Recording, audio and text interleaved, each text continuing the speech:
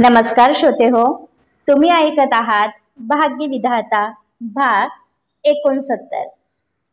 महाबळेश्वरमध्ये आल्यानंतर जान्हवीच्या तब्येतीत झपाट्याने सुधारणा व्हायला लागली होती.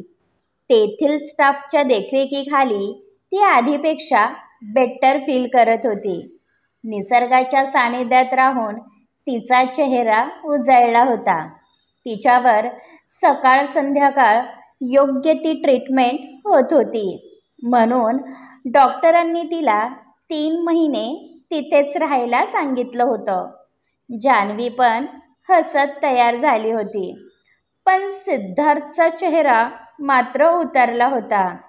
कारण जान्हवीने त्याला मुंबईला जायला सांगितलं होतं, जे त्याला नको होतं. तुला कसं समजत नाही जानू? अशा अनोळखी ठिकाणी तुला एकटीला सोडून मी जाणार नाही. 3 महिने असेच निघून जातील, म्हणून मी कुठेही जाणार नाही, सिद्धार्थ म्हणाला. 3 महिने खूप असतात. माझ्यामुळे तुझा लॉस झालेला मला आवडणार नाही. भाईने तुझ्यासाठी नवीन बिझनेस स्टार्ट केला आहे. यावेळी तू तिथे असायला हवं, जान्हवी म्हणाली. माझ्यासाठी बिझनेसपेक्षा तू महत्त्वाची आहे. माझं ठरलं आहे. तुला सोडून मी कुठेही जाणार नाही. सिद्धार्थ अडून बसला होता. या ठिकाणी माझी काळजी घेण्यासाठी बरेच जण आहे आणि माझ्या वयाच्या कितीतरी मुली आहेत. आणि तू आजूबाजूचं नेचर पाहिलं? पेंटिंग करण्यामध्ये माझा दिवस कसा जाईल समजणार देखील नाही. तुला जावंच लागेल, नाहीतर मी भाईंजवळ तुझी कंप्लेंट करेल. जान्हवी ऐकणार नव्हती, म्हणून त्याचा नाईलाज झाला होता. काय यार जानू, मला छळताना तुला काहीच कसं वाटत नाही? सिद्धार्थ रडवेला झाला होता. मला लग्न करायचं आहे आणि त्यासाठी मला स्वतःच्या पायावर उभं राहायचं आहे. तू असा जवळ राहिलास तर माझं लक्ष कधीच पूर्ण होणार नाही. आपला हा दुरावाच मला माझ्या पायावर उभं करेल. जान्हवी असं का वागत आहे हे त्याला समजलं होतं. त्याने जान्हवीला जवळ घेतलं. आता जेव्हा तू स्वतःच्या पायावर उभी राहशील तेव्हाच आपली भेट होईल, सिद्धार्थ म्हणाला. जान्हवीने हो मध्ये मान हलवली. यावेळी तिला पण त्रास होत होता, पण तिने तो चेहऱ्यावर दाखवला नाही. तिला काहीही करून सिद्धार्थ समोर कमजोर पडायचं नव्हतं. संध्याकाळची वेळ झाली होती. अमित आपल्या रूममध्ये पुस्तक वाचत बसले होते. तितक्यात आरोही कॉफी घेऊन आली. तुमची कॉफी, आरोहीने कप टेबलवर ठेवला. तुला मी कॉफी मागितली का? नाही ना, मग कशाला आणली आहेस? घेऊन जाती. या घरामध्ये नोकरांची कमी नाही, अमित रूढपणे म्हणाले. याआधी त्यांना आरोहीच्या हातची कॉफी आवडत होती, पण आता ते आरोहीचा चेहरा पाहणे पसंत करत नव्हते. सॉरी अंकल, मान्य आहे माझ्यामुळे तुम्हाला त्रास झाला, पण कॉफी घ्यायला काय हरकत आहे, आरोही म्हणाली. तुला मी मुलगी समजत होतो, पण तू जे केलं आहे त्यासाठी माफी नाही. मी मरायला लागलो तरी तुझ्या हातून पाणी घेणार नाही. एखादी व्यक्ती माझ्या नजरेतून उतरली तर तिला मी कधीच माफ करत नाही. अमितचं बोलणं तिला चांगलंच लागलं होतं. तिने कॉफीचा कप घेतला आणि बाहेर जाण्यासाठी निघाली, तर समोर अमृता उभी होती. हाच भोळेपणाचा आव आणून तू या घराची मालकीण झाली आहेस. तुझा असली चेहरा आमच्या समोर आला आहे. तुझी खेळी आमच्या समोर चालणार नाही, म्हणून होता होईल तितकं त्रिशा आणि अमितपासून दूर राहायचं. तुझा संबंध फक्त विश्वजित सोबत आहे, बाकी तुझं काही स्थान नाही, अमृता म्हणाली. तशी आरोही बाहेर निघून गेली. या मुलीला कितीही सांगितलं तरी ऐकत नाही, म्हणून मला या घरामध्ये राहायचं नव्हतं. हिचा चेहरा पाहिला तरी माझं डोकं फिरतं, अमित म्हणाले. रिलॅक्स अमित, यापुढे असं होणार नाही. तू कशाला डोक्याला ताण देतो? बाय द वे, उद्या मिस्टर दक्षसोबत आपली मीटिंग आहे. आपल्याला शेअर्स त्यांच्या नावावर करायचे आहेत, अमृताने आठवण करून दिली. माझ्या लक्षात आहे. त्रिशाला पण आपल्यासोबत यायला सांग. अमित बाहेर निघून गेले आणि अमृता रिलॅक्स झाली. एकदा का पाटील कंपनीचे शेअर्स दक्षच्या नावावर झाले, त्यानंतर ती अर्धी लढाई जिंकणार होती. अमृताचं लक्ष सहज समोर ठेवलेल्या छोट्याशा बॉक्सवर गेलं. तिने तो बॉक्स ओपन करून पाहिला. त्यामध्ये आरोहीच्या आईचे जुने फोटो होते. ते फोटो पाहून अमृता गालामध्ये हसली. फोटोमधील मुलीला ती ओळखत होती. त्यावेळी अनिताने सांगितलं होतं की ती प्रेग्नेंट आहे. याचा अर्थ अमितचा अंश कुठेतरी श्वास घेत आहे. पण नक्की तो कुठे असेल? अमृताच्या मनामध्ये विचार आला. अमृता आपल्या लाईफमध्ये अशी काय व्यस्त झाली होती की तिने या गोष्टीचा विचार केला नव्हता. पण आता माहिती काढणे गरजेचे होते, कारण पुढे जाऊन ती व्यक्ती प्रॉपर्टीमध्ये हिस्सा मागायला आली तर त्रिशाला त्रास होणार होता, जे तिला कदापिही मान्य नव्हतं. आरोही बेडरूममध्ये आली. तिचा चेहरा उतरलेला वाटत होता. तू अजूनही मला माफ केलं नाही? विश्वजितने विचारलं. मी अमित अंकलसाठी कॉफी घेऊन गेले होते, पण ते नको म्हणाले, म्हणून मला वाईट वाटलं, आरोहीने सांगितलं. आणि विश्वजित हसायला लागला. काय गरज होती नको ते उद्योग करायची? तुझ्याजवळ दुसरं काम नाही का? आधीची गोष्ट वेगळी होती.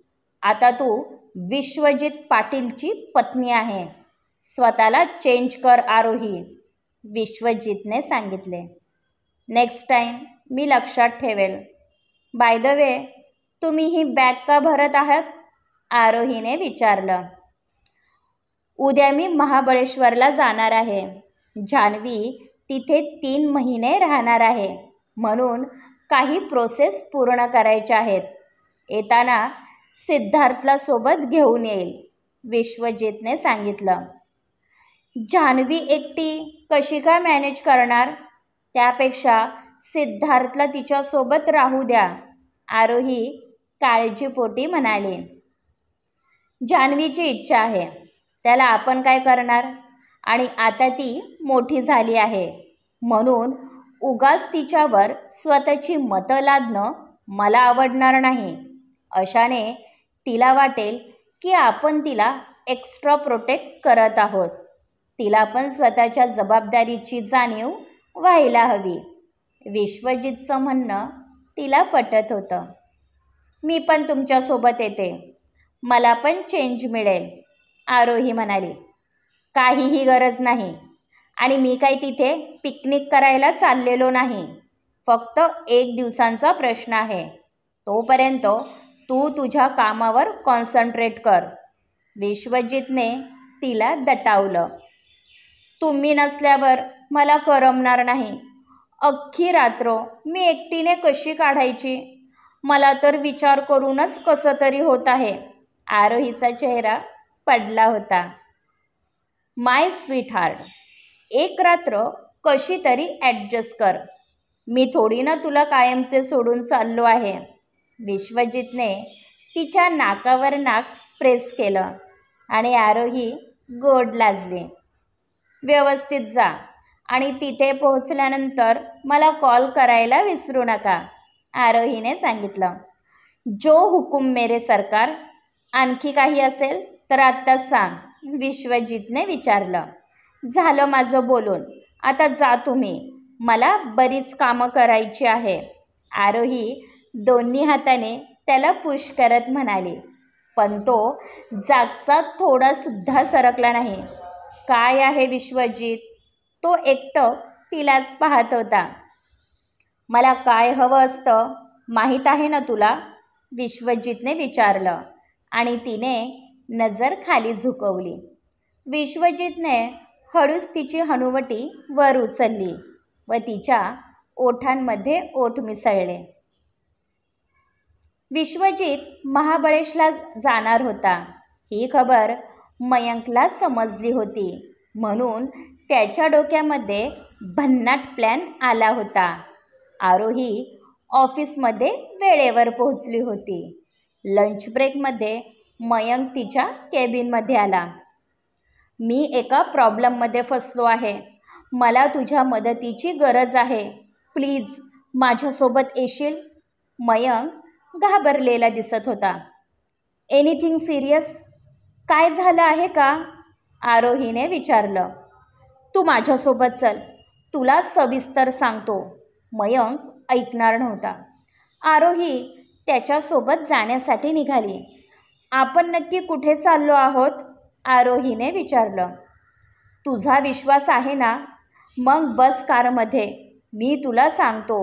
मयंकने कारचा डोअर ओपन केला आणि आरोही आतमध्ये बसली. मयंक ड्रायव्हिंग सीटवर बसला आणि फुल स्पीडने गाडी स्टार्ट केली. आज आपली साईट व्हिजिट नाही. अरे हो, आपण जी मटेरियलची ऑर्डर दिली होती ती आली असेल, तीच चेक करायला चाललो आहोत ना, आरोहीने विचारलं. पण मयंक आपल्या शांतपणे ड्राईव्ह करत होता. तुम्ही मुली पण ना, तुमच्यामध्ये थोडेसुद्धा पेशन्स नसतात, मयंक म्हणाला. विश्वजितला सांगितल्याशिवाय मी कुठेही बाहेर पडत नाही, नाहीतर उगाच ते चिडचिड करतील, आरोही म्हणाली. विश्वजितचं खरंच तुझ्यावर प्रेम आहे ना, कारण जिथे प्रेम असतं तिथे विश्वास असायलाच हवा. आणि मी पाहिलं आहे, विश्वजित तुला कंट्रोल करायला पाहतो. तू आजच्या जनरेशनमधील शिकलेली आणि स्मार्ट मुलगी आहे, त्याने तुला फ्रीडम द्यायला हवं, मयंक म्हणाला. विश्वजित जसे आहेत तसेच मला आवडतात. उलट त्यांचं असं एक्स्ट्रा केअर करणं मला भावतं. त्यांच्या याच स्वभावाच्या मी प्रेमात पडले आहे आणि ते माझ्या बाबतीत पॉझिटिव्ह आहेत, जे मला आवडतं, आरोही म्हणाली आणि मयंक गालामध्ये हसला. विश्वजितचं माहीत नाही, पण तुझं त्याच्यावर खूप प्रेम आहे, मयंक म्हणाला. आता सांगशील आपण कुठे चाललो आहोत, आरोहीने विचारलं. आपण लोणावळ्याला चाललो आहोत.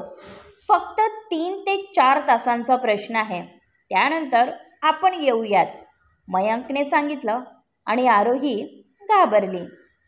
मी तुझ्यासोबत कुठेही येणार नाही. विश्वजितला समजलं तर ते भडकतील. प्लीज तू गाडी थांबव, तू एकटा जा, मी टॅक्सी करून जाईल. आरोहीच्या चेहऱ्यावर भीती स्पष्ट दिसत होती. किती घाबरतेस, फक्त काही तासांचा प्रश्न आहे. संध्याकाळपर्यंत तू घरी असशील. डॅडीचा बर्थडे येत आहे आणि त्यांना गिफ्ट देण्यासाठी मी एक व्हिला पाहिला आहे. त्याच ठिकाणी मी बर्थडेची सरप्राईज पार्टी अरेंज करणार आहे. मला इंडियामधील जास्त माहिती नाही, म्हणून तू एकदा पाहिला असता तर मी निश्चित झालो असतो, मयंकने सांगितलं. त्याच्यासोबत असं एकटं लोणावळ्याला जाणं तिला चुकीचं वाटत होतं. तिने विश्वजितला कॉल करण्यासाठी मोबाईल घेतला, पण सिम कार्डला रेंज नव्हती. किती विचार करतेस आरोही, तू ना 1 नंबरची भित्री आहेस. विश्वजितला समजणार सुद्धा नाही की आपण लोणावळ्यामध्ये गेलो होतो. तू वेळेत घरी पोहोचशील ही जबाबदारी माझी, मयंक म्हणाला. आपण जास्तच हायपर होत आहोत हे आरोहीच्या लक्षात आलं आणि ती शांत झाली. असेही आज रात्री विश्वजित घरी येणार नव्हता, म्हणून ती गेली तरी त्याला समजणार नव्हतं. म्हणून थोडाफार का होईना तिला दिलासा मिळाला होता. पण तिच्या मनातील भीती जाण्याचं नाव घेत नव्हती. अमृताने टेबलवर काही फोटोज ठेवले. दक्षने ते फोटो हातामध्ये घेतला आणि निरखून पाहायला लागले. या मुलीला तू ओळखतेस? दक्षने विचारलं. तिला मी एकदाच भेटले होते. ती प्रेग्नेंट असताना अमितला भेटायला आली होती. नशीब त्यावेळी अमित बाहेर गेला होता. तिला आपल्या होणाऱ्या बाळासाठी अमितचं नाव हवं होतं. मी तिला हाकलून लावलं. त्यानंतर तिने कधीच आपला चेहरा दाखवला नाही. पण न जाणे ती आपल्या मुलाला घेऊन प्रॉपर्टीमध्ये हक्क दाखवायला आली तर माझं काही खरं नाही. आजही अमितचं तिच्यावर जीवापाड प्रेम आहे. तो अजूनही तिला विसरला नाही. म्हणून तो आपल्या मुलाला कधीच अंतर देणार नाही. असं जर झालं तर प्रॉपर्टीमध्ये त्याचा पण अधिकार राहील आणि हा माझ्या त्रिशावर झालेला अन्याय असेल. त्या मुलाला अमितचं नाव आणि प्रॉपर्टी मिळेल, जे मला मान्य नाही, अमृता म्हणाली. मिस्टर दक्ष विचार करू लागले. तसं जर पाहिलं तर माझ्या प्रॉपर्टीमध्ये त्रिशाचा पण समान अधिकार आहे, कारण ती माझी मुलगी आहे, दक्षने सांगितलं. त्रिशा तुझी मुलगी आहे ही गोष्ट कधीच बाहेर येणार नाही. समाजाच्या नजरेमध्ये त्रिशा ही अमितची मुलगी आहे आणि लाईफ टाईम त्रिशा त्याचीच मुलगी राहणार आहे. तुमचं नातं कधीच जगासमोर येणार नाही. माझ्या मुलीवर अन्याय व्हायला नको इतकंच मला हवं आहे, अमृता म्हणाले. तुझा काय विचार आहे? दक्षने विचारलं.